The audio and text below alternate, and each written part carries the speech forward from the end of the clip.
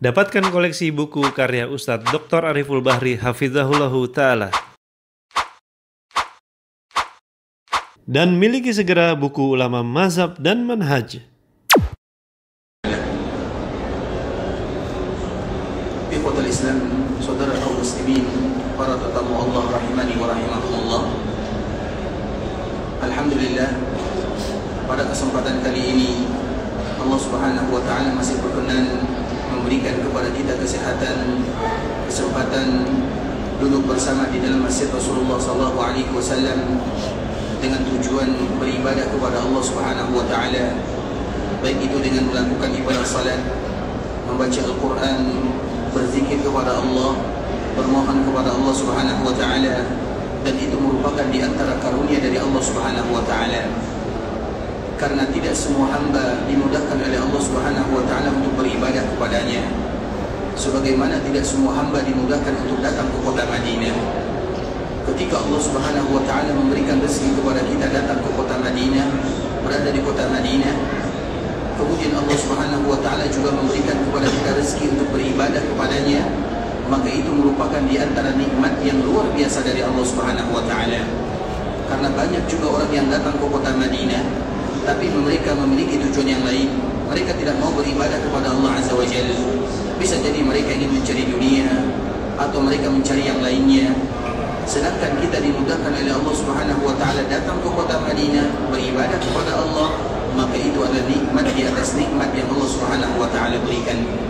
Karena di antara nikmat yang luar biasa Allah Subhanahu wa taala hadiahkan kepada hambanya, ketika seorang hamba masih diberikan kesempatan untuk beribadah kepada Allah Azza wa Jalla, maka ketahuilah itu merupakan di antara hadiah yang luar biasa dari Allah Azza wa Jalla, sehingga dengannya kita senantiasa menjadi hamba yang bersyukur kepada Allah. Karena ibadah itu sendiri adalah bagian daripada bersyukur kepada Allah Subhanahu wa taala.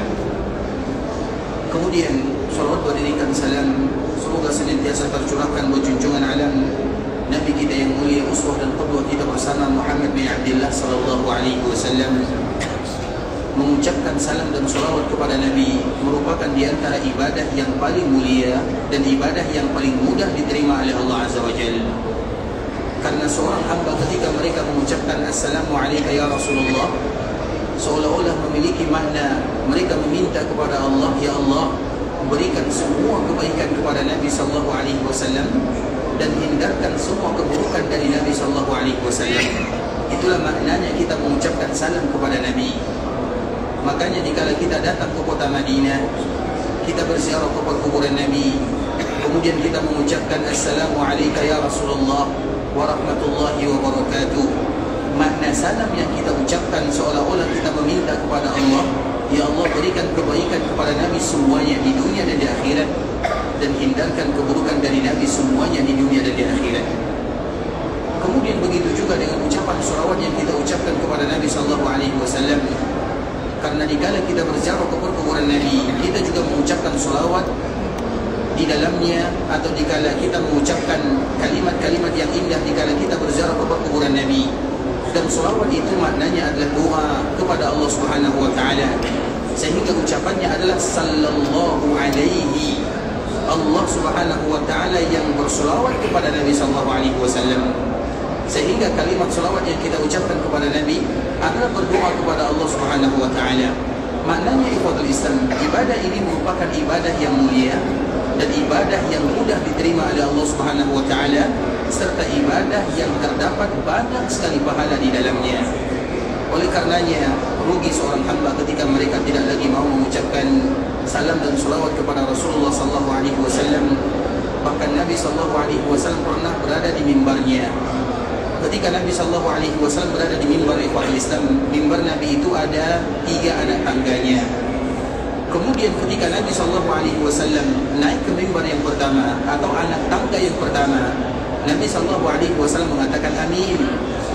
Kemudian naik lagi ke anak tangga yang kedua, Nabi kembali mengatakan amin, dan para sahabat mendengarkan Nabi mengucapkan kalimat ini. Kemudian naik lagi ke anak tangga yang ketiga, Nabi kembali mengucapkan amin. Sehingga para sahabat ikhwatul Islam bertanya kepada Nabi, "Ya Rasulullah, kami mendengarkan kamu mengucapkan amin 3 kali. Amin yang pertama di anak tangga yang pertama, amin yang kedua di anak tangga yang kedua, amin yang ketiga di anak tangga yang ketiga." Maka para sahabat pun bertanya kepada Nabi, dan Nabi SAW menjelaskan. Kemudian apa kata Nabi SAW? "Ketika aku naik tangga ini, maka Jibril datang kepadaku. Kemudian Jibril mengatakan, Ragima anf, celaka seorang hamba ketika mereka mendapatkan orang tuanya, tapi orang tuanya tidak memasukkan mereka ke dalam surga." Itu adalah kalimat yang dibaca oleh malaikat, dan Nabi mengaminkannya. Malaikat yang mendoakan, Nabi yang mengaminkan.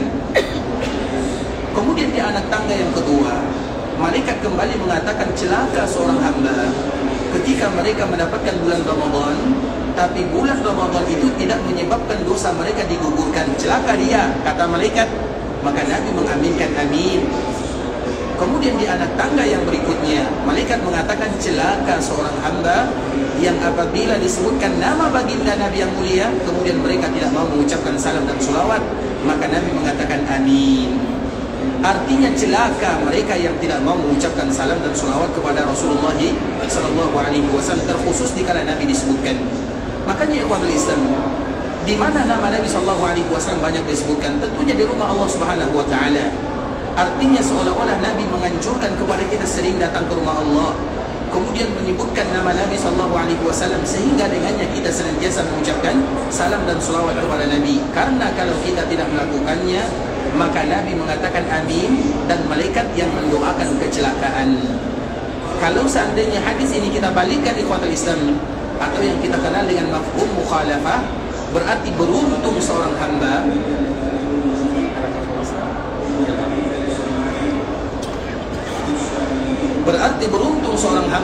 ketika mereka disebutkan nama Nabi, kemudian mereka senantiasa mengucapkan salam dan salawat kepada Rasulullah SAW. Sehingga kita selalu mengatakan ikhwatul Islam, ibadah mengucapkan salam dan salawat kepada Nabi adalah ibadah yang mulia. Kemudian ibadah yang banyak pahalanya, kemudian ibadah yang mudah diterima oleh Allah Subhanahu Wa Taala. Maka tentunya kita senantiasa melatih lisan dan lidah kita, memperbanyak mengucapkan salam dan salawat kepada Rasulullah SAW. Allahumma salli ala Muhammad wa ala ahli baitihi wa ala azwajihi wa dhurriyyatihi kama sallaita ala Ibrahim wa ala ali Ibrahim innaka Hamidum Majid. Allahumma barik ala Muhammad wa ala ahli baitihi wa ala azwajihi wa dhurriyyatihi kama barakta ala Ibrahim wa ala ali Ibrahim innaka Hamidum Majid. Ikhwatul Islam, saudara kaum muslimin, para tetamu Allah rahimani wa rahimakumullah. Pada pertemuan sebelumnya kita telah menjelaskan bagaimana kecintaan Rasulullah SAW kepada umatnya, di mana Nabi SAW senantiasa berusaha kepada Allah Subhanahu Wa Taala agar tidak ada umat Nabi yang berada di dalam api neraka Allah Azza wa Jalla. Itu merupakan di antara cita-cita Nabi SAW. Tapi yang harus kita ketahui ikhwatul Islam, umat Nabi itu ada dua. Umat Nabi itu yang pertama disebut dengan ummatud da'wah. Ummatud da'wah itu artinya ketika Nabi diutus menjadi Nabi dan menjadi Rasul, dikala Nabi berumur 40 tahun, maka siapapun yang mendengarkan kenabian dan kerasulan Nabi Muhammad SAW wajib hukumnya untuk beriman kepada Nabi SAW dan mengikuti Nabi SAW. Siapapun ikhwatul Islam yang mendengarkan kenabian Nabi dan diutusnya Nabi Muhammad SAW, siapapun dia, maka wajib bagi mereka untuk menjawab dakwah Nabi SAW. Maka mereka disebut dengan ummatud da'wah, artinya wajib bagi mereka untuk beriman kepada Nabi. Tapi ikhwatul Islam, ketika Nabi berdakwah, tidak semua beriman kepada Nabi SAW. Maka yang beriman kepada Nabi disebut dengan ummatul ijabah. Dari sinilah para ulama membezakan ikhwatul Islam, ada namanya ummatul da'wah, ada namanya ummatul ijabah. Ummatul da'wah itu apa? Semua manusia yang ada di dunia, maka mereka wajib beriman kepada Rasulullah SAW. Kalau mereka tidak beriman kepada Nabi, maka tentunya diancam dengan neraka Allah Azza wa Jalla. Sebagaimana hadis yang dibawakan oleh Imam Bukhari dan Imam Muslim, hadis yang masyhur bagi kita bersama, Nabi menyebutkan, la yasma'u bi ahadun min hadhihi al-ummah yahudiyyun wala nasraniyyun thumma la yu'minu bima ursiltu bi illa kana min ashabin nar.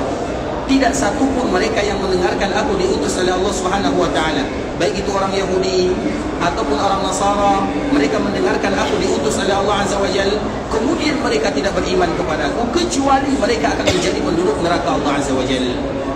Makanya semua yang datang dan lahir setelah Nabi diutus menjadi Nabi dan menjadi Rasul, wajib hukumnya beriman kepada Nabi. Tapi tidak semua mereka beriman kepada Nabi. Yang beriman kepada Nabi tidak semuanya. Sedangkan mereka yang beriman kepada Nabi disebut dengan ummatul ijabah. Dan itulah yang disebut dengan umat-umat Rasulullah SAW. Jadi tidak ada lagi istilahnya ikhwatul Islam. Di zaman Nabi diutus menjadi Nabi, menjadi Rasul, ada yang namanya umat Nabi Isa, ada umat Nabi Musa, ada umat Nabi Sulaiman, ada umat Nabi Daud, ada umat Nabi Fulan.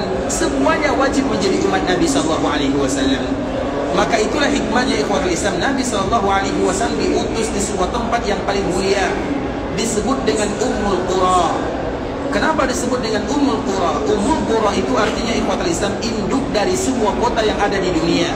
Karena memang Ummul Qura atau Makkah Al-Mukarramah merupakan pusatnya. Kalau seandainya kita ukur dari barat ke timur, dari utara ke selatan, maka pusatnya adalah Ummul Qura. Pusatnya adalah Makkah Al-Mukarramah, atau yang dinamakan dengan Makkah, atau yang dinamakan dengan Al-Baitul Atiq, atau yang dinamakan dengan Al-Bait, atau yang dinamakan dengan Wadi. Banyak sekali nama Makkah Al-Mukarramah. Disitulah Nabi SAW diutus, karena dakwah Nabi adalah dakwah yang menyeluruh. Sehingga ikhwatul Islam, kita lihat Waraqah bin Naufal. Waraqah ini adalah orang Nasara.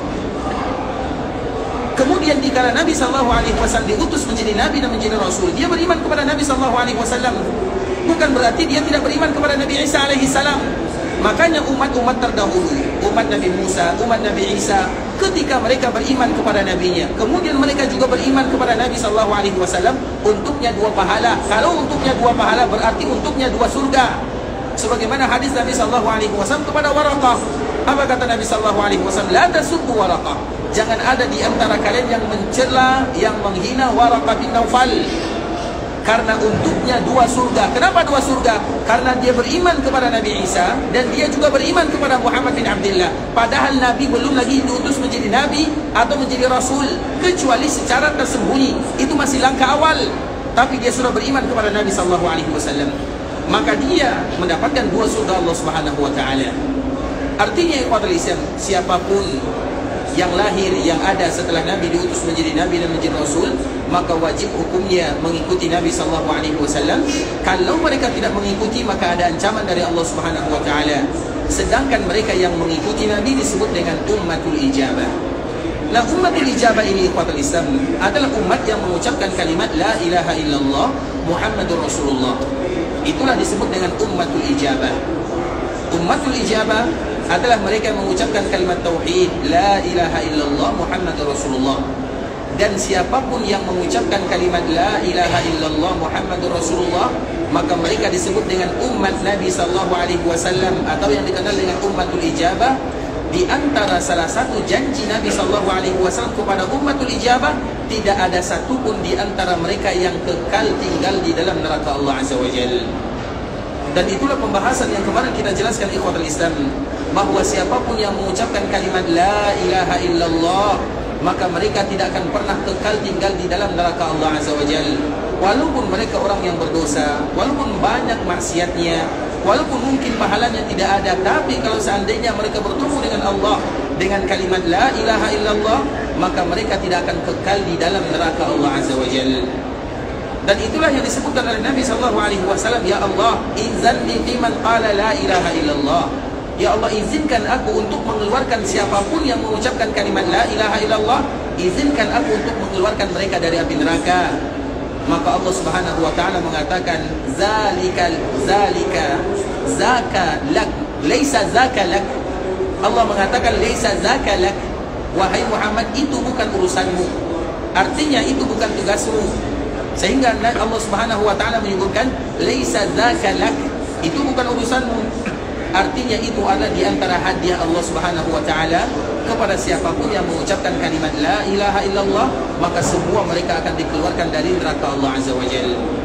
Tapi kita harus juga ingat ikhwatul Islam, kalimat la ilaha illallah tidak diucapkan hanya diucapkan dengan bibir semata. Karena banyak orang yang mengucapkan kalimat la ilaha illallah, tapi mereka juga tidak masuk ke dalam surga Allah Subhanahu wa taala. Terutama dulu di zaman Nabi sallallahu alaihi wasallam, banyak mereka yang mengucapkan kalimat la ilaha illallah, tapi mereka berada di kerak-kerak api neraka, mereka kekal di dalamnya, seperti orang-orang munafikun, seperti orang yang hanya mengucapkan kalimat la ilaha illallah di lisan saja. Artinya apa ikhwatul Islam? Berarti ketika kita mengucapkan kalimat ini, harus kita lihat bahwa kalimat ini tidak hanya sekedar dengan ucapan sahaja. Makanya kalimat la ilaha illallah itu adalah kunci surga, dan ini selalu kita contohkan ikhwatul Islam. Dicontohkan oleh salah seorang ulama namanya Ibrahim At-Taimi. Ketika ada yang bertanya kepadanya, wahai imam, bukankah kalimat la ilaha illallah adalah kuncinya surga? Maka dia mengatakan iya, bahwa kalimat la ilaha illallah adalah kuncinya surga. Tapi harus ingat bahwa kunci itu, kita selalu mencontohkan ikhwatul Islam, ini kunci yang masyhur ya. Seperti misalnya kunci, misalnya ini kunci. Kunci itu ikhwatul Islam, kunci dari zaman dahulu sampai zaman sekarang itu kebanyakan itu pasti ada giginya. Artinya kunci ini tidak mungkin dibuka pintu sembarangan.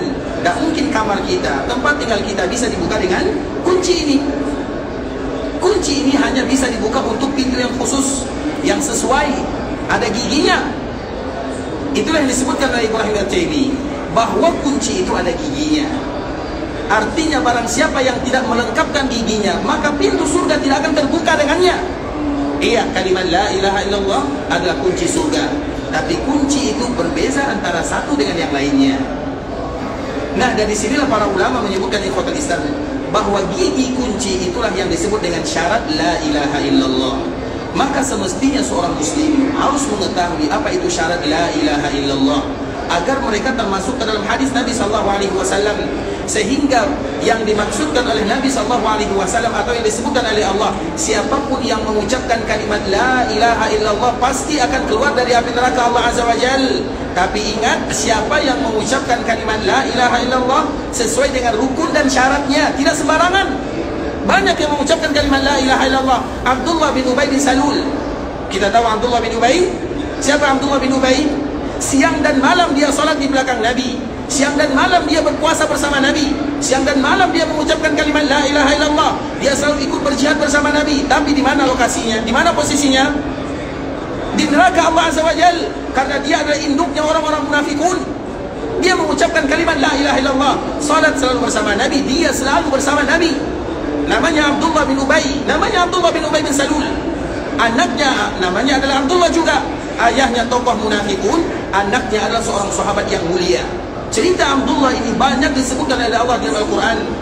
Makanya ada surat yang diturunkan oleh Allah khusus bercerita tentang dia, namanya surat Al-Munafiqun. Itu bercerita tentang Abdullah bin Ubay bin Salul. Ingat, dia selalu mengucapkan kalimat la ilaha illallah, la ilaha illallah Muhammadur Rasulullah.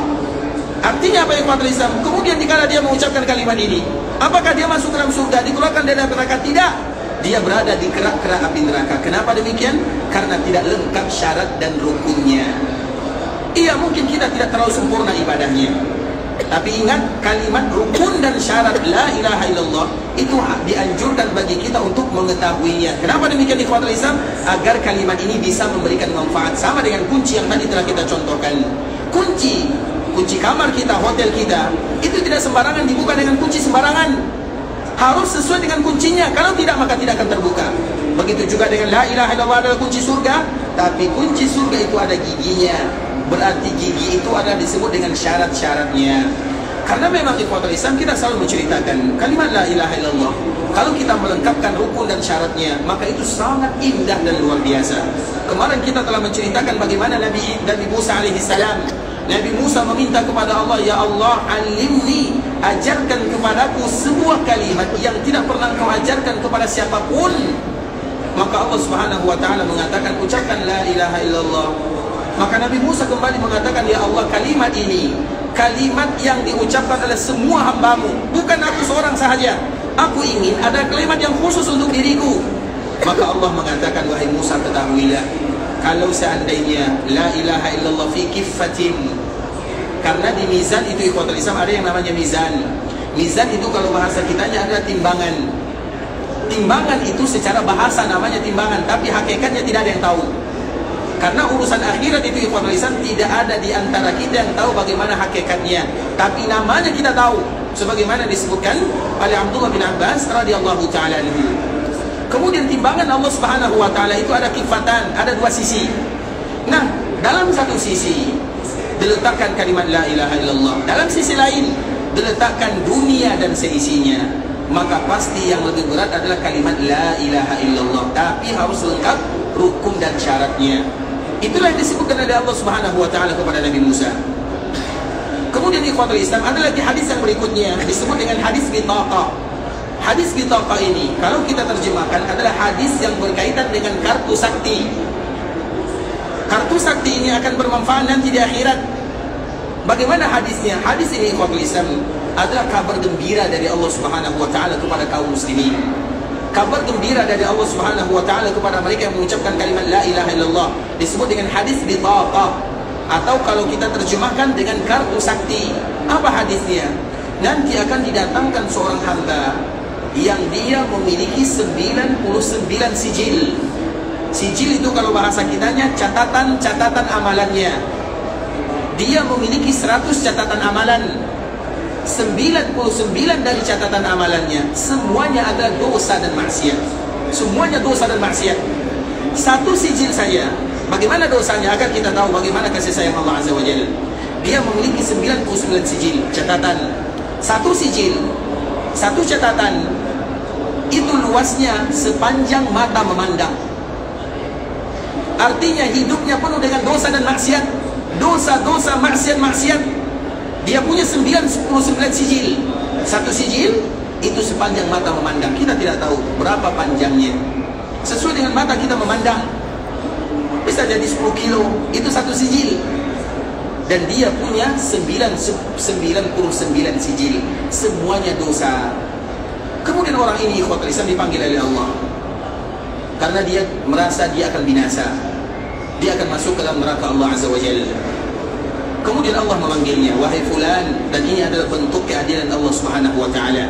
Allah itu zat yang maha adil dan zat yang maha penyayang. Ada orang adil tapi dia tidak penyayang. Ada orang adil tapi dia tidak sayang. Sesuai dengan keadilan saja, tapi dia tidak sayang. Tapi Allah zat yang maha adil dan zat yang maha penyayang. Di samping keadilan Allah Azza wa Jalla, maka Allah Subhanahu wa taala adalah zat yang maha penyayang. Dan kasih sayang Allah Subhanahu wa taala ikhwatul Islam, kasih sayang itu juga dibagi menjadi 100 kasih sayang. Satu dari kasih sayang ini, Ar-Rahmah, itu diturunkan ke dunia. Satu dari kasih sayang ini diturunkan oleh Allah di dunia. Dengan itulah seorang ayah cinta kepada anaknya, seorang suami cinta kepada istrinya, seorang ibu cinta kepada anaknya, seorang saudara sayang kepada saudaranya. Dan kasih sayang yang ada di dunia itu baru satu kasih sayang Allah Subhanahu wa taala. Dan itu masih ada 99 lagi ikhwatul Islam. Artinya kita tidak akan bisa membayangkan bagaimana sayangnya Allah Subhanahu wa taala kepada hambanya. Dan ini salah satu buktinya. Allah panggil hamba tersebut. Kemudian Allah mengatakan, wahai fulan, halaka min hasanah? Apakah engkau masih punya kebaikan? Orang ini karena sudah punya 99 sijil dosa, dia mengatakan, aku tidak punya apapun ya Allah. Dia sudah pasrah. Tidak ada lagi kebaikan yang dia punya. Kemudian Allah mengatakan, hari ini kamu tidak akan pernah dizalimi. Tidak ada satupun kebaikan yang kamu lakukan kecuali pasti akan didatangkan oleh Allah Azza wa Jalla. Coba pikir lagi, apakah kamu masih punya kebaikan atau tidak? Maka orang ini kembali memikirkan, ya Allah, tidak ada kebaikan yang aku lakukan. Kemudian Allah kembali mengingatkan, ada. Kamu masih punya satu kebaikan. Maka hamba tersebut bertanya, apa kebaikan yang aku lakukan ya Allah? Maka apa kata Allah? Kamu punya kalimat la ilaha illallah dalam satu sijil. Karena dia punya 100 sijil, 99 adalah dosa, tinggal satu sijil, satu catatan, itu adalah kalimat la ilaha illallah. Kemudian ketika Allah mengatakan kalimat ini, karena dia sudah putus asa. Ya Allah, kalimat satu sijil, satu catatan ini, la ilaha illallah, kemudian dosaku 99, satu sijil, sama dengan mata memandang. Apa manfaatnya? Tidak akan ada gunanya. Seolah-olah dia menganggap remeh kalimat ini atau satu sijil ini. Maka dengan itulah Allah mengatakan, tidak, kamu tidak akan pernah dizalimi. Kita timbang, kata Allah Subhanahu wa ta'ala. Maka ditimbanglah, diletakkan 99 dosa catatannya, kemudian diletakkan kalimat la ilaha illallah dalam timbangan yang lain. Malat bihinna la ilaha illallah, maka hilang semua 99 dosa karena kalimat la ilaha illallah. Begitulah kasih sayang Allah Subhanahu wa ta'ala dengan kalimat yang mulia ini, ikhwatul Islam. Kalimat yang mulia yang dianjurkan bagi seorang hamba untuk selalu dan senantiasa membiasakan lisan dan lidahnya untuk mengucapkannya. Karena kebiasaan kita ini akan kita bawa berjumpa dengan Allah Subhanahu wa ta'ala. Bukankah nanti ikhwatul Islam dikala kita meninggal, kita ingin mengucapkan kalimat la ilaha illallah, kemudian kita dipanggil oleh Allah Subhanahu wa ta'ala? Itu merupakan di antara cita-cita kaum muslimin. Karena Nabi mengatakan, man kana akhiru kalamihi la ilaha illallah dakhalal jannah. Man kana akhiru kalamihi la ilaha illallah dakhalal jannah. Siapapun yang akhir daripada ucapannya kalimat la ilaha illallah pasti masuk surga. Maka dengan itulah Nabi menganjurkan siapapun di antara kita yang tahu tanda-tanda kematian, terutama untuk saudaranya, untuk keluarganya, karena biasanya kematian itu ada tanda-tandanya. Seperti misalnya dingin di bawah kakinya, karena yang pertama kali dingin itu di bawah kakinya. Kemudian berkeringat dahinya, itu adalah tanda-tanda orang akan meninggal. Ada di antara kaum muslimin, mereka diberikan oleh Allah Subhanahu wa ta'ala kekhususan, dia tahu ini tanda-tanda orang meninggal. Kemudian ikhwatul Islam, siapapun di antara kita yang tahu ada tanda-tanda orang meninggal, maka di saat itulah momen kita diucapkan atau mengucapkan laqinu mautakum la ilaha illallah. Apa artinya? Talkinkan orang yang akan meninggal, bukan yang sudah meninggal. Talkinkan orang yang akan meninggal dengan kalimat la ilaha illallah. Disitulah momennya. Siapapun di antara kita yang berhasil mentalkinkan saudaranya yang hampir meninggal dengan kalimat la ilaha illallah, berarti seolah-olah dia sudah menyelamatkan saudaranya dari neraka Allah Azza wa Jalla. Makanya kalimat laqinu mautakum, talkinkan orang yang akan meninggal. Makanya dianjurkan bagi kita mengetahui apa ciri-ciri orang akan meninggal. Karena bagaimanapun ikhwatul Islam, semua kita akan meninggal, keluarga kita akan meninggal, dan kita tidak tahu. Bisa jadi yang meninggal pertama kali adalah anak kita, bisa jadi kita, bisa jadi istri kita, bisa jadi ayah kita, bisa jadi ibu kita. Maka di saat itulah kita selalu mengucapkan kalimat la ilaha illallah. Kalau seandainya dia mengucapkan la ilaha illallah, maka jangan diganggu, keluar, biarkan dia sendirian. Kenapa demikian ikhwatul Islam? Agar itu adalah ucapan terakhirnya. Kalau itu ucapan terakhirnya, pasti masuk surga, pasti, kata Nabi SAW. Maka di saat itulah ikhwatul Islam, siapapun di antara kita yang diberikan kelebihan oleh Allah Azza wa Jalla, mengetahui ciri-ciri orang yang meninggal, sehingga kita dianjurkan untuk sering-sering menjenguk orang yang sakit. Tetangga kita sakit, kunjungi. Karena bisa jadi ketika kita mengunjunginya, kita melihat ada tanda-tanda dia akan dipanggil oleh Allah Azza wa Jalla. Maka di saat itulah kita gunakan kesempatan untuk mentalkinkan dirinya la ilaha illallah, keluar. Sehingga mengunjungi orang sakit itu tidak boleh lebih daripada 5 menit, bukan 5 jam. Mengunjungi orang sakit itu ikhwatul Islam, jangan berlama-lama. 5 menit kita doakan dirinya, semoga Allah berikan kesembuhan. Kemudian mungkin kita bawa hadiah, kita menyebutkan insyaAllah akan diberikan kesembuhan oleh Allah Subhanahu wa ta'ala. Kemudian kita ingatkan, perbanyaklah mengucapkan la ilaha illallah. Kita tidak tahu betapa banyak orang-orang yang sakit di ikhwatul Islam, menurut kita dia akan kembali sehat, tapi besoknya dia sudah dipanggil oleh Allah Azza wa Jalla. Makanya Nabi SAW demikian juga keadaannya.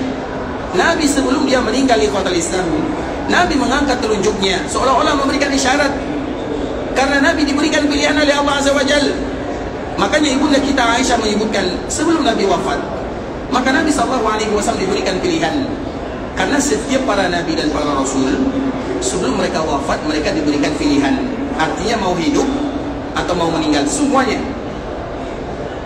Dan rata-rata semua para nabi tentunya mereka memilih berjumpa dengan Allah Subhanahu wa ta'ala. Karena orang yang banyak melakukan kebaikan di ikhwatul Islam, orang yang banyak melakukan kebaikan, maka mereka pasti cepat ingin bertemu dengan Allah Subhanahu wa taala. Orang yang banyak melakukan kebaikan, apalagi para nabi yang semua hidupnya adalah kebaikan, apalagi Muhammad bin Abdullah sallallahu alaihi wasallam, orang yang paling dicintai oleh Allah Azza wa Jalla. Makanya Nabi sallallahu alaihi wasallam memberikan isyarat-isyarat itu seolah-olah pilihan Nabi, ya Allah cabut nyawaku. Kemudian di khutbah Islam apa kata Nabi? La ilaha illallah inna lil mauti sakarat. Itulah ucapan terakhir Nabi sallallahu alaihi wasallam, la ilaha illallah, sesungguhnya setiap kematian itu ada yang namanya sakarat. Kemudian setelahnya Nabi mengatakan, Allahumma ghfirli warhamni wa alhiqni birrafiqil a'la. Tangan Nabi yang tadi masih menunjuk ke arah atas, maka kemudian terjatuh, dan di saat terjatuh itulah Nabi dipanggil oleh Allah Subhanahu wa taala untuk selama-lamanya. Dan di saat itulah kesedihan yang melanda dunia, musibah yang paling berat dirasakan oleh umat manusia, yaitu wafatnya baginda Rasulullah sallallahu alaihi wasallam. Dan itu terjadi pada tanggal 12 Rabiul Awal pada tahun ke-11 dari hijrahnya Nabi sallallahu alaihi wasallam. Kemudian Nabi sallallahu alaihi wasallam mengajarkan kalimat, atau umatnya mengucapkan kalimat tersebut. Makanya Nabi sallallahu alaihi wasallam, kita kembalikan lagi kepada kalimat ini adalah kalimat yang paling mulia, kalimat yang paling luar biasa. Makanya selalu kita memberikan contoh ikhwatul Islam. Kalimat ini akan berubah segala-galanya. Kita contohkan. Tempat yang paling dicintai oleh Allah Subhanahu wa taala di dunia apa? Tempat yang paling dicintai oleh Allah adalah masjid. Tempat yang paling dibenci oleh Allah Subhanahu wa taala apa? Pasar.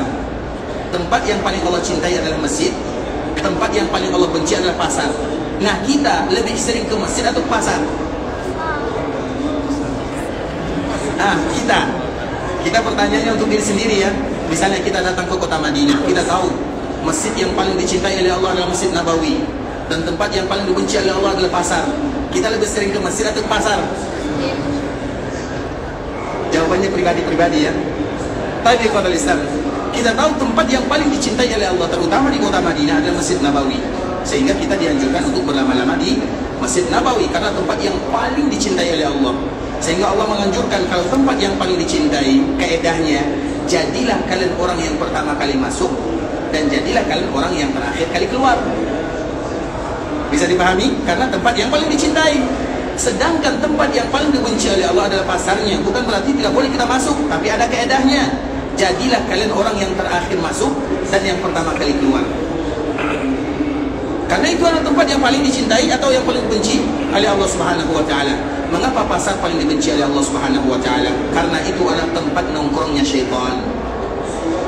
Para pedagang itu ikhwatul Islam disebutkan oleh Allah atau disebutkan oleh Nabi sallallahu alaihi wasallam, at-tujjaru fujjar. Mohon maaf ya, rata-rata kita semua pedagang. At-tujjaru fujjar. Para pedagang itu adalah jahat. Para pedagang itu jahat. Kecuali 3. Illa man barra wattaqa wa tasaddaqa. Kecuali bagi mereka yang jujur, yang bertakwa, dan yang bersedekah. Jujur, bertakwa, dan bersedekah. Kalau kita tidak mau jadi 3 ini, tidak usah jadi pedagang. Karena dosa semuanya. Bukankah ada ayat wailul lil mutaffifin? Celaka bagi orang yang curang dalam timbangan, curang dalam harga, mengzalim saudaranya. Dan itu di mana banyak terjadi? Di pasar. Makanya di antara obatnya supaya perdagangan menjadi sesuatu ibadah yang paling mulia, maka lakukan 3 ini: jujur, bertakwa, bersedekah. Makanya Umar bin Khattab radhiyallahu taala mengatakan tidak boleh ada yang berdagang di pasar kecuali mereka-mereka yang tahu hukum Allah Azza wa Jalla. Kita tahu mana yang halal, mana yang haram, mana yang riba, mana yang tidak, mana yang syubhat. Harus kita tahu. Kalau tidak, maka dosa-dosa dan dosa. Nabi SAW adalah seorang pedagang, tapi Nabi adalah orang yang paling jujur, orang yang paling bertakwa, dan banyak sedekahnya. Makanya kalau kita menjadi seorang pedagang ikhwatul Islam, ingat 3 kaedah yang diajarkan oleh baginda Rasulullah SAW. Nah, ketika kita masuk pasar, pasar itu kebutuhan manusia, mau tidak mau kita akan masuk, tidak bisa ditinggalkan. Nah, itu adalah tempat yang paling dibenci oleh Allah. Iya betul, tapi tempat ini akan menjadi ladang pahala bagi kita bersama apabila kita mengawali masuknya dengan mengucapkan kalimat La ilaha illallah wahdahu la syarikalah lahul mulku wa lahul hamdu yuhyi wa yumit bihadil khair wa huwa ala kulli syai'in qadir.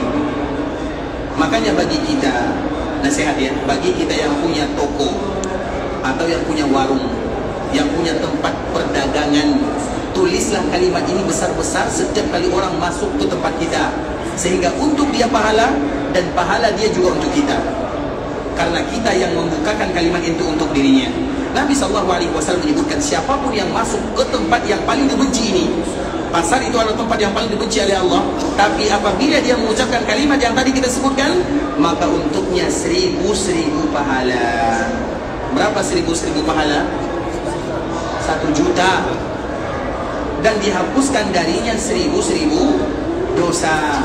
Berarti 1 juta dosa. Coba bayangkan ikhwatul Islam, tempat yang paling dibenci oleh Allah, tapi kalau kita awali langkah kita dengan mengucapkan kalimat La ilaha illallah ini, maka akan berubah menjadi ladang pahala dan ladang amal bagi kita bersama. Tapi siapa di antara kita yang mau melakukannya? Makanya ini ikhwatul Islam, alhamdulillah, di sebagian pasar ya, kebanyakan yang kami lihat, terutama di kota Madinah, setiap kali kita masuk, itulah yang ditulis. Tuliskan kalimat ini. Kalau perlu tuliskan hadisnya. Nabi SAW bersabda, barang siapa yang mengucapkan kalimat ini, kemudian kita tulis La ilaha illallah, sehingga dikala orang masuk ke dalam tempat kita, berniaga, ke toko kita, ke tempat kita, itu yang pertama kali mereka baca, maka coba bayangkan kita berbagi pahala dan juga berbagi dunia. Dunia kita dapatkan, akhirat juga kita dapatkan dengan kalimat La ilaha illallah. Sehingga kalimat La ilaha illallah ini ikhwatul Islam adalah kalimat yang paling mulia, dan apabila dia berada di dalam suatu tempat, maka dia akan menjadi mulia. Contoh yang lain misalnya, di dalam kita salat, di dalam salat itu ikhwatul Islam ada namanya doa iftitah. Doa iftitah itu adalah doa pembuka salat bagi mereka yang salat bersama imam atau mereka yang salat sendirian dan mereka mendapatkan takbiratul ihram bersama imam.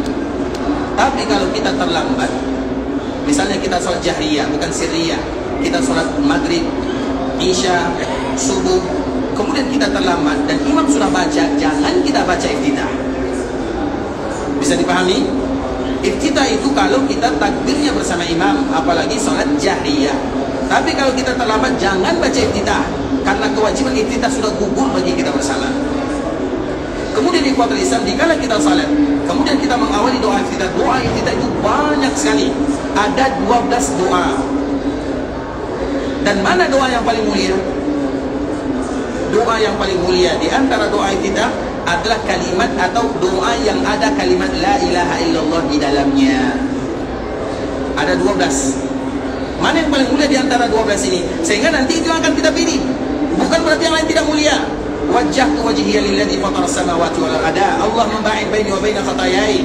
Kemudian doa-doa yang lainnya. Tapi mana yang paling mulia di antara doa ini? Doa yang ada kalimat La ilaha illallah. Agar kita tahu ikhwatul Islam betapa mulianya kalimat La ilaha illallah dan betapa agungnya kalimat La ilaha illallah di sisi Allah Subhanahu wa taala. Yang buruk akan menjadi baik dengannya. Makanya kalau kita sadar bahwa kita banyak melakukan dosa dan kita banyak melakukan dosa, banyak melakukan maksiat, maka di antara salah satu penebusnya kalimat yang paling mulia adalah kalimat La ilaha illallah. Karena kebaikan, kita selalu menyebutkan di ikhwatul Islam, kebaikan yang paling baik apa? Kebaikan yang paling baik, puncak dari kebaikan apa? Puncak dari kebaikan, puncak dari kebaikan apa? Kebaikan yang paling baik.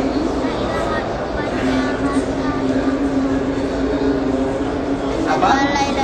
Amal soleh yang paling soleh apa dia? Masya Allah, sehat selalu ya. Ini hadiahnya. Masya Allah. Dari kemarin menjawabnya ya, Masya Allah, barakallahu fiik. Semoga jadi anak soleh ya. Baik, apa amal soleh yang paling soleh? Kebaikan yang paling baik apa? Sedekah ya. Masya Allah, sehat Pak ya. Masya Allah, syakarullah lak. Bisa nih. Masya Allah, Masya Allah. Tapi salah jawabannya Pak ya. Baik. Amal soleh yang paling soleh itu adalah iman. Amal soleh yang paling soleh adalah iman. Iman kepada Allah itu amal soleh yang paling soleh. Rabbana innana sami'na munadiyan yunadi lil iman Makanya baca surat akhir daripada surah Al-Imran ini, ikhwatul Islam, adalah surat yang tidak pernah ditinggalkan oleh Nabi SAW untuk membacanya. Selalu dibaca oleh Nabi, terutama di solat malam. Makanya nanti kalau semoga Allah mudahkan kita solat malam, dan salah satu ayat yang harus kita hafal adalah akhir-akhir surat Ali Imran. Kenapa demikian? Karena itu adalah amal soleh yang paling soleh, yaitu iman kepada Allah. Nah, kunci atau pintu iman itu apa? Baru tadi sebagaimana dijawab oleh anak kita, la ilaha illallah. Karena seorang yang mengucapkan kalimat la ilaha illallah berarti dia adalah orang yang beriman. Sehingga Nabi SAW pernah menyebutkan ikhwatul Islam, jaddidu imanakum, wahai kalian kaum muslimin, para sahabatku, kata Nabi, hendaklah kalian selalu memperbaharui keimanan. Orang yang beriman diperintahkan untuk beriman. Apa ayatnya? Ya ayyuhalladzina amanu aminu, wahai orang-orang yang beriman, berimanlah kalian. Ya ayyuhalladzina amanu aminu, wahai orang-orang beriman, berimanlah kalian. Allah panggil orang-orang yang beriman agar mereka beriman. Nah, bagaimana caranya? Ayat ini bagaimana kita mengaplikasikannya? Sebagaimana hadis Nabi, jaddidu imanakum, hendaklah kalian selalu memperbaharui keimanan kalian. Maka para sahabat bertanya, ya Rasulullah, bagaimana caranya? Maka apa jawaban Nabi?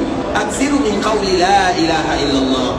Maka sering-seringlah kalian memperbanyak mengucapkan kalimat la ilaha illallah. Setiap kali kita mengucapkan kalimat la ilaha illallah, berarti kita menambah iman. Diucapkan lagi, ditambah lagi iman, diperbaharui iman, diperbaharui. Karena iman itu bisa naik, bisa turun, dan bisa hilang. Makanya ketika seorang muslim dimudahkan oleh Allah selalu mengucapkan kalimat la ilaha illallah, maka mereka sudah selalu memperbaharui keimanannya. Karena amal saleh yang paling saleh adalah iman, sebagaimana amal jahat yang paling jahat adalah kekufuran dan kesyirikan. Kejahatan yang paling jahat itu adalah kekufuran dan kesyirikan. Kebaikan yang paling baik, amal saleh yang paling baik adalah keimanan. Dan iman itu kuncinya adalah kalimat la ilaha illallah. Tapi ingat ikhwatul Islam, sebagaimana pembahasan awal tadi yang telah kita sebutkan, bahwa kalimat la ilaha illallah tidak akan bermanfaat kalau kita tidak mengetahui rukun dan syaratnya. Sesuai dengan hadis Nabi SAW, Allah menyebutkan, wa izzati wa jalali, demi keagunganku, demi kekuasaanku, la ukhrijanna minha man qala la ilaha illallah, aku akan mengeluarkan siapapun yang ada di dalam api neraka selama mereka mengucapkan kalimat la ilaha illallah, pasti akan keluar darinya. Tapi siapa yang mengucapkan kalimat ini? Tidak semuanya keluar dari api neraka Allah Azza wa Jalla, tapi mereka yang melengkapi rukun dan syaratnya. Maka dari situlah ikhwatul Islam, kita harus mengetahui rukun dan syarat. Rukun dan syarat. Biasanya dalam setiap ibadah ada rukun dan syarat. Apa bezanya antara rukun dengan syarat? Rukun dan syarat, misalnya ini rukun salat, ini rukun umrah, misalnya ini syarat salat, ini syarat umrah misalnya. Siapa yang tahu apa beza antara rukun dengan syarat? Syarat sebelum melakukan Apa? Syarat sebelum melakukan pekerjaannya. Syarat sebelum Yang harus dipenuhi sebelum melakukan pekerjaannya. Sebelum didahului sebelum dilakukan pekerjaannya. Kalau rukun itu tahapan-tahapan dari pekerjaan. Tahapan-tahapan dalam pekerjaannya. Betul nih Pak? Atau kegiatan. Siap salah? Insyaallah. Masya Allah. Barakallahu fiikum. Pak, sehat selalu Pak ya? Masya Allah, barakallahu fiik. Tapi iya ya, jawabannya salah ya? Hai, barakallahu fiik. Apa itu rukun? Rukun itu ikhwatul Islam agar kita mudah mengetahuinya. Rukun itu apa arti rukun? Rukun itu nih, rukun namanya. Yang rukun. Rukun itu sesuatu yang ada dalam zat ibadah. Itu rukun namanya. Syarat sesuatu yang ada di luar ibadah. Misalnya, wudu itu rukun salat atau syarat salat? Syarat salat. Rukun atau syarat? Syarat. Syarat. Kenapa syarat? Karena dia bukan bagian salat. Kalau kita sujud itu rukun atau syarat? Rukun. Kenapa? Karena dia ada di dalam. Bisa dipahami? Jadi itulah rukun dengan syarat. Syarat itu berada di luar ibadah, rukun ada di dalamnya, dan kedua-duanya sama-sama penting. Itu untuk memudahkan bagi kita memahami masalah rukun dan syarat. Nah, begitu juga dengan kalimat la ilaha illallah, ada rukunnya, ada syaratnya. Berarti rukunnya wajib berada di dalam kalimat ini. Karena rukun itu sesuatu yang ada dalam kalimat, atau yang ada dalam suatu zat ibadah. Berarti rukunnya harus ada dalam kalimat ini. Maka para ulama menyebutkan rukun, karena setiap ibadah itu pasti ada rukunnya. Nah, rukun la ilaha illallah sesuai dengan kalimat yang Allah ajarkan, la ilaha, tiada ilah yang berhak disembah. Berarti disebut dengan nafi, karena tidak ada yang disembah. Yang disembah itu banyak di Islam, tapi yang pantas untuk disembah tidak ada. Itu harus kita bedakan. Makanya kalimat ini artinya tiada ilah yang berhak disembah, bukan tiada ilah. Ilah itu banyak, bisa dipahami? Ilah itu banyak sekali di Islam, tapi yang berhak disembah itu tidak ada. Makanya makna yang sesungguhnya tiada ilah yang berhak disembah. Kenapa demikian? Kalau kita terjemahkan tiada ilah selain Allah, ilah selain Allah itu banyak sekali, banyak sekali. Tapi ilah yang berhak disembah, orang menyembah matahari, orang menyembah rembulan. Makanya Allah Subhanahu wa taala ini diantara salah satu poin ya. Nabi SAW menyebutkan rembulan, matahari nanti di akhirat itu posisinya di mana? Posisinya di dalam api neraka. Rembulan, matahari itu dimasukkan oleh Allah ke dalam api neraka. Nah, ketika Allah memasukkan rembulan dan matahari ke dalam api neraka, apakah karena Allah marah kepada rembulan dan matahari? Bukan. Apakah matahari dikala dimasukkan ke dalam api neraka dan rembulan dimasukkan ke dalam api neraka, apakah dia akan merasa tersiksa? Merasa tersiksa atau tidak? Dimanapun dia berada, dia tidak akan merasa tersiksa. Tapi Allah ingin memberitahukan kepada orang yang menyembahnya di dunia, ini dulu yang kalian sembah, ini dulu yang kalian sembah. Coba lihat sekarang di mana lokasinya. Karena dia tidak pantas disembah, kenapa kalian menyembahnya? Karena biasanya rembulan dan matahari ini yang paling banyak disembah oleh manusia. Dan biasanya ikhwatul Islam, kapan waktu menyembah matahari? Menyembah matahari itu dikala orang terbit atau dikala matahari terbit dan dikala matahari terbenam. Makanya kaum muslimin mereka tidak boleh sholat di waktu ini, dan juga tidak boleh sholat sebelumnya atau setelahnya. Kenapa demikian? Karena sebelumnya itu adalah persiapan untuk menyembahnya, sehingga terkenal dengan waktu-waktu yang dilarang di dalam salat. Ada waktu yang kita tidak boleh salat di sana, ikhwatul Islam. Alasannya gara-gara mereka menyembah selain Allah Azza wa Jalla. Yang mereka sembah itu semestinya tidak pantas disembah dan tidak berhak disembah, tapi mereka tetap menyembahnya. Maka kalimat la ilaha illallah artinya tiada ilah yang berhak disembah. Ilah yang disembah itu banyak, tapi tidak ada satupun yang pantas disembah. Kalau kita bercerita tentang ini ikhwatul Islam, makanya kita selalu bersyukur kepada Allah Subhanahu wa taala. Dosen kami, ada salah seorang dosen kami yang dia sudah meninggal ya, rahimahullah taala. Dia adalah salah seorang dosen yang berkeliling dunia. Dia sering berkeliling dunia karena memang dia perbandingan mazhab mazhabul fikriyah, bukan mazhab fikih ya, tapi mazhabul fikriyah. Kemudian dia pernah berkeliling di suatu daerah ikhwatul Islam, maka dia menemukan keajaiban yang luar biasa. Betapa indahnya agama Islam yang memanusiakan manusia. Bagaimana kita diajar untuk menyembah Allah Subhanahu wa taala. Dia pernah melihat ikhwatul Islam, dan ini dilihat oleh mata kepalanya. Saya pernah melihat pergi ke suatu daerah, kemudian saya lihat di daerah tersebut tidak boleh satupun binatang yang diganggu. Anjing, tikus, kemudian apapun tidak boleh diganggu, karena semua binatang itu adalah jelmaan Tuhan. Sehingga ikhwatul Islam, dia melihat anjing misalnya kencing, misalnya di pasar, maka anjing ini tidak boleh diusir, karena dia Tuhan sedang menurunkan berkah. Kemudian misalnya ada tikus yang menggigit makanan misalnya, tidak boleh diusir, karena dia sedang menurunkan berkah. Maka di saat itulah kita senantiasa mengucapkan alhamdulillah, bagaimana Allah Subhanahu wa taala menjadikan kita hamba yang hanya beribadah kepada Allah Subhanahu wa taala. Bahkan ada di antara manusia yang menyembah kelaminnya sendiri. Artinya Islam, kadang-kadang kita perlu tahu apa yang disembah oleh orang-orang yang ada di dunia, agar kita tahu bagaimana nikmat Allah Subhanahu wa taala kepada kaum muslimin. Bagaimana Allah Subhanahu wa taala memberikan kepada kita akal yang sehat, kemudian hati yang selamat, sehingga dengannya kita tidak menyembah kecuali Allah Subhanahu wa taala. Maka kemarin kita mengajarkan sebuah doa. Siapa yang masih hafal? Allahumma ahyina muslimin wa tawaffana muslimin. Lupa doanya kemarin, baru saja kemarin. Silakan. Allahumma ahyini muslimin wa tawaffani muslimin wa alhiqni bis salihin. Artinya apa? Ya Allah, hidupkan aku dalam keadaan Islam, wafatkan aku dalam keadaan Islam, dan kumpulkan aku bersama orang-orang yang saleh. Masya Allah, barakallahu fiik. Doa ini ikhwatul Islam, kemarin kita telah menyebutkan tidak boleh sehari pun kita meninggalkan kalimat ini. Allahumma ahyini atau ahyina muslimin wa tawaffana muslimin wa alhiqna. Ini hafal atau tidak nih, atau mengantuk nih? Harus dihafal ya, kalimat ini harus dihafal agar kita selalu bersyukur kepada Allah Subhanahu wa taala. Bisa di Tapi buat Islam kita kembalikan kepada la ilaha illallah. La ilaha artinya tiada ilah yang berhak disembah, bukan tiada ilah yang disembah atau tiada ilah. Ilah itu banyak tapi tiada ilah yang berhak disembah. Maka disebut dengan nafi. Kita nafikan semua sesembahan illallah, kecuali Allah. Kecuali Allah ini disebut dengan isbat. Makanya dua inilah disebut dengan rukun kalimat la ilaha illallah. Artinya siapapun yang menyembah Allah tapi dia juga menyembah selain Allah, maka dia telah melengkapkan rukunnya atau tidak? Tidak, karena dia gagal di dalam rukunnya.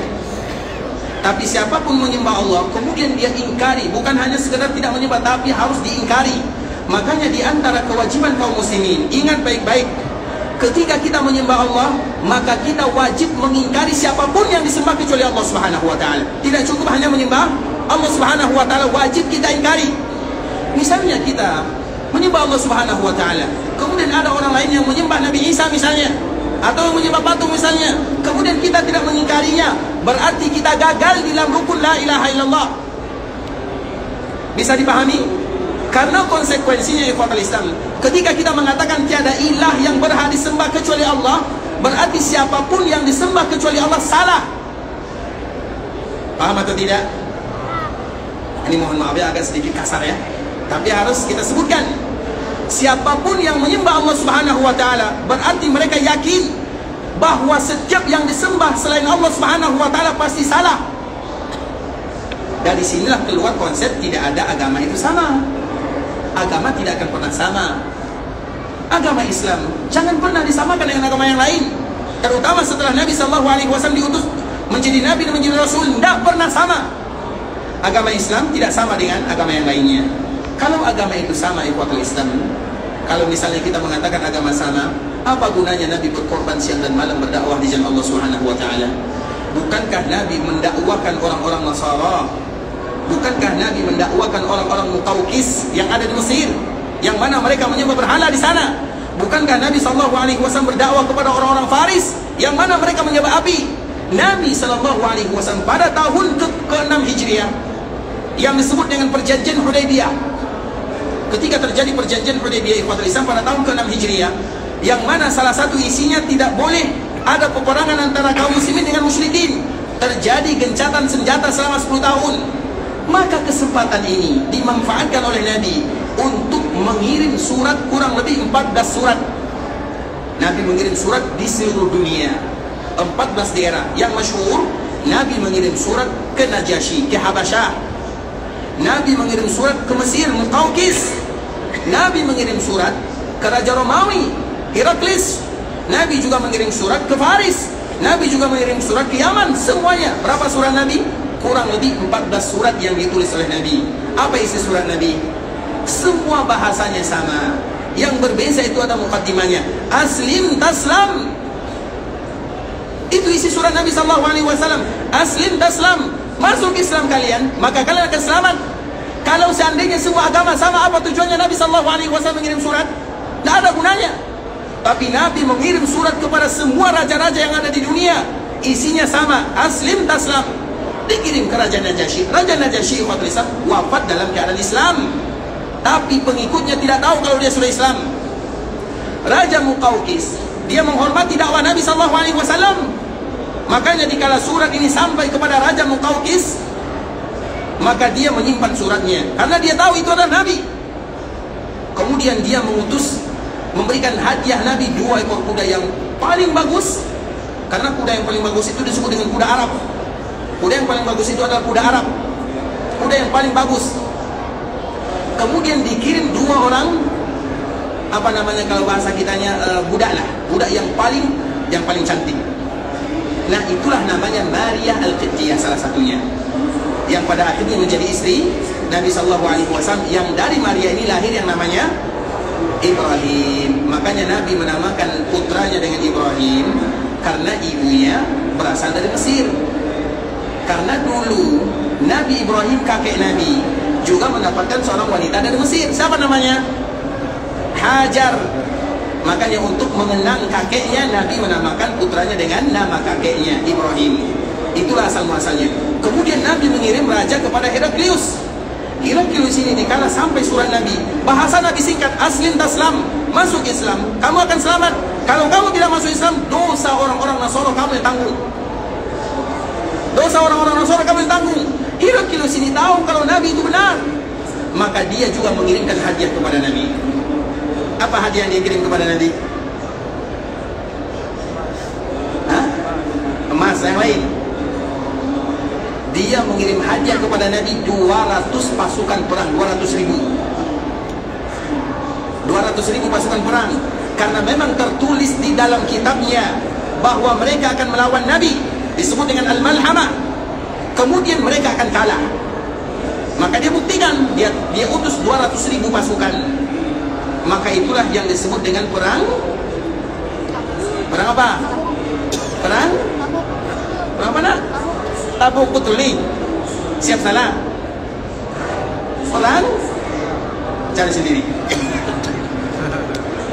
Perang Mu'tah. Tahu perang Mu'tah? 200.000 lawan 3.000. 200.000 melawan 3.000. Dan itu adalah balasan Raja Muqawqis untuk Nabi. 200.000 dibandingkan dengan 3.000 orang. Pasukan Nabi itu hanya 3.000. Pasukan Raja Romawi 200.000. Siapa yang menang? Yang 3.000 ini, yang meninggal hanya 12. Siapa dia? Zaid. Pemimpinnya Zaid, anak angkat Nabi, Zaid bin Harisah. Kemudian sepupu Nabi Ja'far. Kemudian Abdullah bin Rawahah. Kemudian kepemimpinan digantikan oleh Khalid. Kemudian kaum muslimin meninggal hanya 12 orang saja. Sedangkan mereka berapa yang meninggal? Lebih daripada 50.000. Sampai sekarang ikhwatul Islam, sejarawan Eropa, mereka pusing melihat perang ini. Kenapa bisa 3.000 lawan 200.000? Yang 3.000 ini cuma 12 orang yang meninggal. Kenapa bisa? Dan memang itu hadiah daripada Raja Heraklius. Karena di dalam tulisannya akan disebutkan bahwa mereka akan kalah, dan itu buktinya. Kemudian apa yang terjadi ikhwatul Islam? Maka Romawi jatuh, dan dia tidak mau masuk Islam, tapi dia mengakui Islam itu sendiri. Dia tidak mau masuk dalam agama Islam karena dia takut kedudukannya sebagai seorang raja. Karena kalau raja masuk Islam, otomatis rakyatnya juga masuk dalam agama Islam, dan dia tidak berani meninggalkan yang demikian. Begitu juga dengan Faris. Dikala surat Nabi ini datang ikhwatul Islam, apa yang terjadi? Dia merobek surat Nabi SAW. Apa kata Nabi? Dia merobek suratku, maka Allah pun akan merobek-robek kerajaannya. Besok dia mati. Besok dia langsung mati, kerajaannya langsung hancur, tidak tersisa sampai sekarang. Artinya itulah surat Nabi. Belum lagi kiamat, 14 surat Nabi SAW. Dan kenapa Nabi mengutus surat, mengirim surat? Mengajak mereka masuk ke dalam agama Islam. Artinya agama itu tidak sama. Tidak sama Yahudi dengan Nasara. Yahudi Nasara dengan Islam tidak sama. Kalau kita mengatakan semua agama sama, apa gunanya kita berada dalam agama Islam? Sama saja. Apa gunanya kita berada dalam agama Islam? Sudah pindah saja ke Yahudi, pindah saja ke Nasara, pindah saja agama lain. Bahwa itulah makna kalimat La ilaha illallah. Ingat itu baik-baik ikhwatul Islam. La ilaha illallah, tiada ilah yang berhak disembah. Artinya semua yang disembah selain Allah itu batal. Itulah keyakinan kalimat La ilaha illallah, dan itu rukunnya. Maka itulah yang disebut dengan kalimat atau rukun La ilaha illallah. Paham di sini masalah rukun? Baik. Kemudian di kuadran Islam yang kedua syaratnya, rukun 2, an-nafyu al-isbat. Kita nafikan siapapun yang disembah selain Allah, kita nafikan semuanya. Wal isbat, kita hanya menetapkan Allah semata sahaja. Kemudian di kuadran Islam syaratnya, syarat La ilaha illallah, ingat ini, agarlah kalimat La ilaha illallah ini betul-betul bisa memberikan manfaat. Ilmun yakinun ikhlasun sidqun mahabbatun qabulun inqiyadun. Agak sedikit banyak ya. Ada 7. Kita mungkin tidak hafal, tapi paling tidak kita mengetahuinya, agar kita melengkapkan syaratnya. Karena kalau syaratnya gagal, maka gagal pula kalimat ini. Makanya syaratnya ilmu, yakin, ikhlas, jujur, cinta, patuh, tunduk kepada Allah Subhanahu wa taala. Ada yang hafal? Sudah hafal? Saya silakan.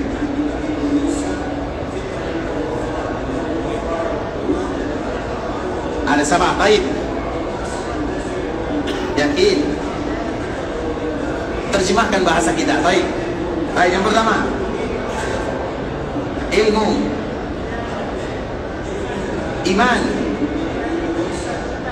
cinta, jujur, ikhlas, tunduk, patuh, yakin. Ini 7 atau 8 nih? Tapi 8 tadi disebutkan. Yang mana betul 1? 7. Yang mana salah jadinya? Masya Allah, bisa dikasih. Masya Allah, sehat selalu ya, barakallah, baik. Tapi salah ya, dimasukkan iman ya. Iman tidak masuk ke dalamnya. Ya, baik. Ilmu, yakin, ikhlas, cinta, jujur, tunduk, dan patuh. Dan pembahasan ini besok akan kita sambung, karena waktu juga yang memisahkan kita, agar kalimat la ilaha illallah betul-betul bisa memberikan manfaat kepada kita di dunia, dan bisa mengeluarkan kita dari, atau bisa menyelamatkan kita dari neraka Allah Subhanahu wa taala. Itu penting dan wajib bagi kaum muslim untuk mengetahuinya. Karena tidak semua yang mengucapkan kalimat la ilaha illallah bisa bermanfaat bagi dirinya, kecuali mereka melengkapkan rukun dan syaratnya. Tapi ikhwatul Islam, saudara kaum muslimin, para tetamu Allah rahimani wa rahimakumullah, sampai di sini pembahasan yang bisa kami jelaskan. Yang benar dari Allah Subhanahu wa taala, yang salah sudah pasti dari diri kami pribadi, karena kurangnya ilmu kami, karena kebodohan, karena kejahilan, karena ketidaktahuan kami. Kami mohon dimaafkan kalau ada kata-kata yang salah, kalimat-kalimat yang kurang tepat, bahasa-bahasa yang kurang bagus, terkhusus bagi saudara-saudara kita yang berbahasa Melayu ya. Karena banyak bahasa-bahasa yang tidak pas. Kami selalu mencontohkan, kami sering mengucapkan kalimat membutuhkan. Ini kalau kita tanya orang Melayu, itu bahasanya jelek sekali. Kalau tidak percaya nanti tanya sama kawan kita yang Melayu ya. Jadi kadang-kadang kami sering mengucapkan kalimat ini, kami mohon dimaafkan.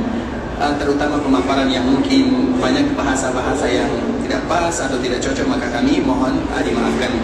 Dan kita selalu memberikan motivasi kepada kita yang ada di kota Madinah, secara khusus bagi kita yang ada di tanah haram. Ketahuilah ikhwatul Islam, di antara salah satu ibadah yang paling mulia adalah berdoa kepada Allah Subhanahu wa taala. Makanya Nabi SAW menyebutkan dalam hadis yang dikeluarkan oleh Imam Ibnu Majah dari sahabat Abu Hurairah radhiyallahu taala anhu, ini hadiah dari Allah kepada kita bersama. Al-hujjaj wal-ummar wafdullah. Para jemaah haji, para jemaah umrah, dan kita jemaah umrah adalah tamunya Allah. Da'ahum fajabu. Allah memanggil mereka datang ke sini, maka mereka mengijabahnya. Sehingga kalimat yang paling bagus adalah kalimat labbaik Allahumma labbaik, karena itu bentuk kita mengijabah dakwah Allah Subhanahu wa taala. Kemudian apa bonusnya? Sa'aluhu fa'aqahum. Kemudian mereka meminta, dan semua permintaan mereka aku pasti akan kabulkan, kata Allah Subhanahu wa taala. Maka rugi seorang hamba ketika mereka berada di Mekah dan Madinah, kemudian jarang mereka mengangkat kedua tangannya. Berdoa kepada Allah tidak hanya dikala kita umrah saja, tidak hanya dikala kita tawaf saja, tapi semenjak kita berada di tanah haram Mekah, Madinah, setiap momen-momen di mana doa dikabulkan, maka berdoalah di sana. Kita tidak tahu, bisa jadi doa kita di Madinah dikabulkan, doa dikala kita umrah tidak dikabulkan, kita tidak tahu. Karena kalimat ini semuanya sifatnya umum. Selama kita berada di sini, maka perbanyaklah berdoa kepada Allah Subhanahu wa taala. Dan semoga Allah Subhanahu wa taala ampunkan dosa kita bersama, dosa orang tua kita, saudara-saudari kita, dan seluruh kaum muslimin. Kalau ada di antara kita yang ingin ke Mekah meninggalkan Madinah untuk beribadah kepada Allah, semoga Allah menerima semua amal ibadahnya. Allah mengabulkan setiap doa dan permintaannya. Allah jadikan umrahnya adalah umrah yang mabrurah, wa sa'yan mashkura, wa dhanban maghfura. Kalau ada di antara kita yang habis masanya berada di tanah haram Makkah Madinah, ingin pulang ke kampung halamannya, semoga dimudahkan perjalanannya, dilancarkan urusannya, kembali bersua, berjumpa, berkumpul dengan saudara yang ia tinggalkan dalam keadaan sehat walafiat. Dan semoga Allah selalu memberikan rezeki kepada kita datang ke tanah suci dalam rangka beribadah kepada Allah Subhanahu wa taala. Semoga Allah berikan kemudahan dalam setiap urusan kita. Allah berikan kesembuhan bagi kita yang sakit. Allah berikan kemudahan bagi kita yang mendapatkan musibah. Allah Subhanahu wa taala berikan keberkahan kepada kehidupan kita, kepada keluarga kita, usaha kita, harta kita, dan Allah mudahkan kita masuk ke dalam surganya. Semoga Allah berikan keikhlasan kepada kita dalam setiap amal ibadah. Allah berikan istiqamah dalam agama, dan Allah tutup usia kita dalam keadaan husnul khatimah. Kita tutup dengan doa kafaratul majlis. Subhanakallahumma bihamdika asyhadu an la ilaha illa anta astaghfiruka wa atubu ilaik. Wa sallallahu wa sallim ala nabiyyina wa habibina wa khalilina wa sayyidina Muhammadin wa ala alihi wa sahbihi wa sallam tasliman katsiran. Assalamualaikum warahmatullahi wabarakatuh.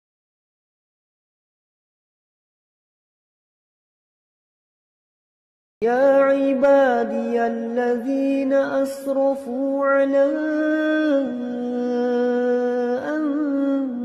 أنفسهم لا تقنطوا من رحمة الله